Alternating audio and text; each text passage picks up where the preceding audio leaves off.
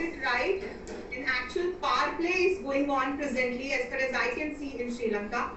And we all saw that despite a huge dissent from the common people of Sri Lanka, Ranil Wickremesinghe has been announced as the acting president of Sri Lanka.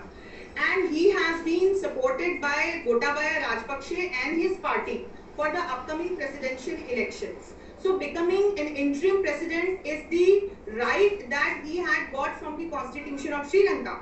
That as and when the presidential seat is vacant, for the interim arrangements purpose, the parliament can announce the existing prime minister as the president of the country. And that is what happened.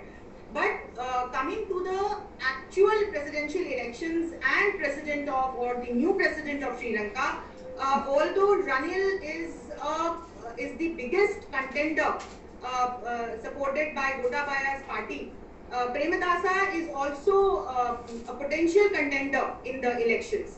Now the question is that when you look at the parliament, for the first time actually this is happening in the history of Sri Lanka, that the parliament is choosing the president and it is not happening through the popular votes. So it would be interesting to see that how the MPs vote and for whom they vote.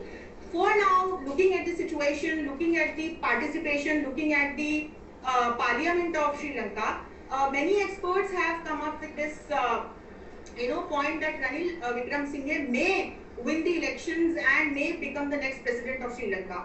But the question from the expert side is also that if he becomes the new president of Sri Lanka, will he get the support from masses? Because people are not happy with it.